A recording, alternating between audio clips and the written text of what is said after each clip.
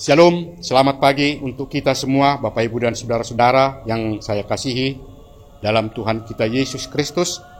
Kiranya di pagi hari ini kita semua dalam keadaan sehat. Kita akan mendengarkan firman Tuhan yang menjadi renungan untuk kita di pagi hari ini. Kita bersatu dalam doa. Kasih karunia dari Tuhan Allah Bapa dan dari anaknya Tuhan kita Yesus Kristus. Amin. Firman Tuhan yang menjadi renungan untuk kita di pagi hari ini tertulis dalam 2 Korin pasal 5 ayat yang pertama. Demikian dikatakan,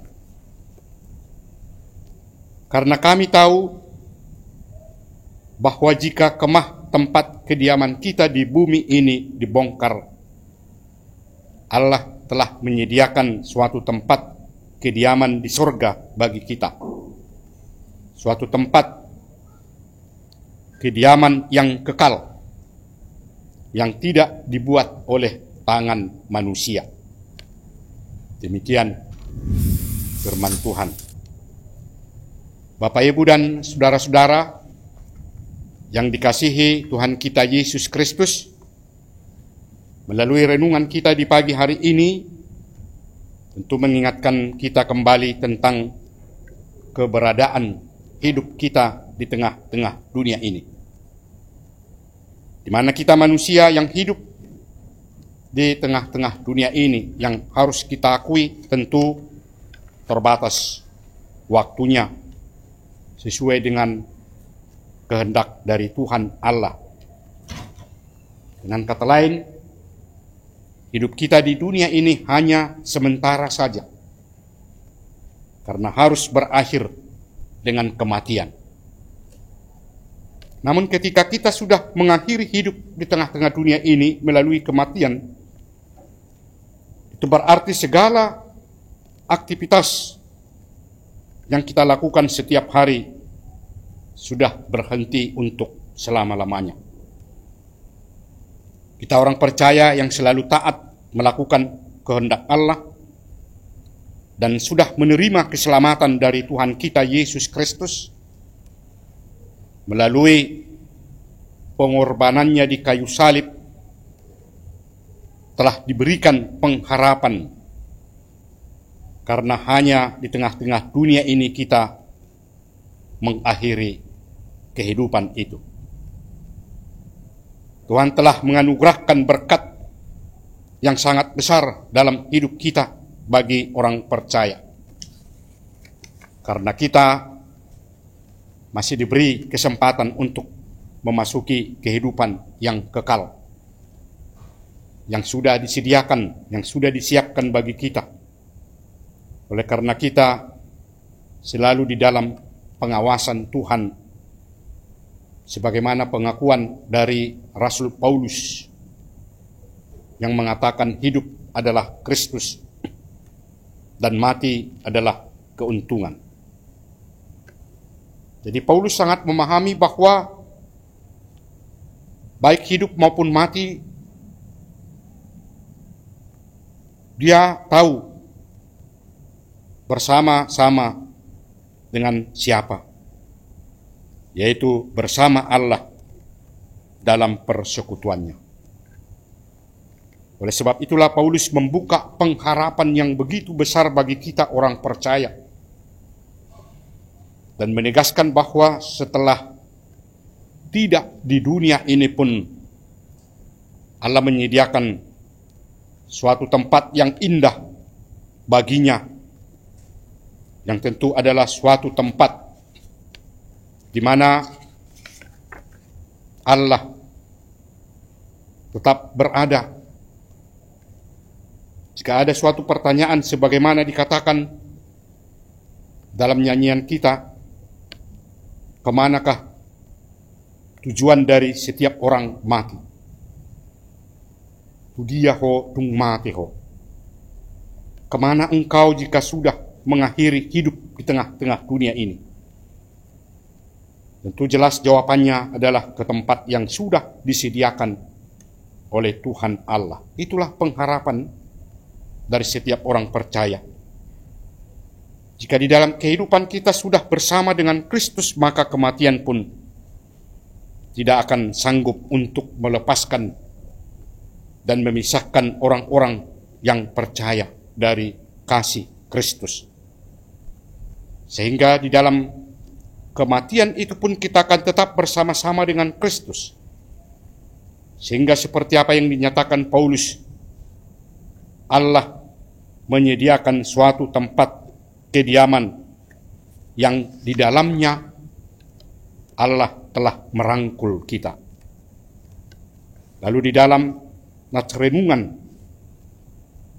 yang telah kita dengarkan tadi, dikatakan, karena kami tahu bahwa jika kemah tempat kediaman kita di bumi ini dibongkar Allah telah menyediakan suatu tempat kediaman di surga bagi kita.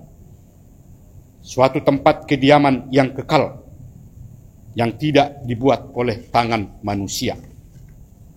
Itulah yang ditetapkan, yang disediakan oleh Tuhan Allah bagi setiap orang percaya, agar ketika mengakhiri kehidupan di tengah-tengah dunia ini, memasuki kehidupan yang kekal. Kita tetap memohon agar Tuhan yang selalu menyertai dan melindungi hidup kita dalam waktu dan kesempatan yang masih diberikan oleh Tuhan bagi kita berada di tengah-tengah dunia ini, agar kita tetap menunjukkan dan melakukan apa yang telah diperintahkan oleh Tuhan Allah bagi kita. Tuhan kiranya memberikan kekuatan bagi kita semuanya dan tetap menunjukkan apa yang dikehendaki oleh Allah untuk kita lakukan di tengah-tengah perjalanan kehidupan kita di dunia ini. Amin. Kita berdoa. Terima kasih kami sampaikan kepadamu ya Tuhan Allah, atas penyertaan dan perlindungan-Mu kepada kami. Hingga di pagi hari ini kami dapat hadir di hadapan-Mu untuk bersekutu dengan Engkau melalui firman-Mu. Kami telah mendengarkan firman-Mu ya Tuhan, yang mengingatkan kami orang-orang percaya bahwa perjalanan kehidupan kami di tengah-tengah dunia ini tentu akan berakhir melalui kematian.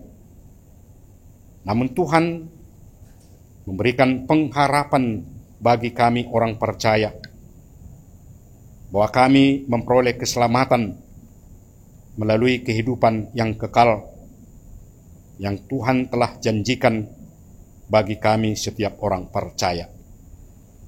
Terima kasih ya Tuhan, kiranya kami tetap dalam kekuatan, dalam perlindungan-Mu untuk melakukan semua kehendak-Mu.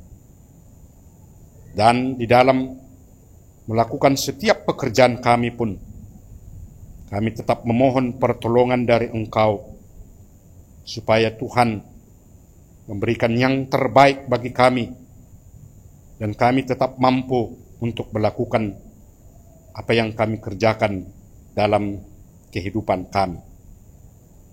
Ya Tuhan Allah Bapa di surga, kami berdoa buat seluruh jemaat-Mu, Tuhan kiranya yang tetap melindungi, tetap menjaga dan memberikan kesehatan.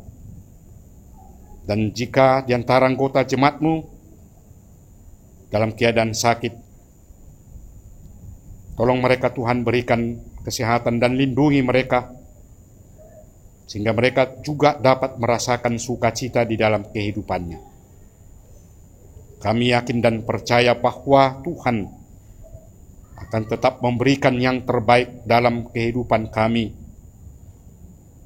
sehingga kami tetap kuat untuk melangkahkan kaki kami melalui apa yang kami lakukan di tengah-tengah kehidupan kami ini. Terima kasih ya Tuhan, kami sampaikan doa kami ini hanya di dalam nama anak-Mu Tuhan kami, Yesus Kristus.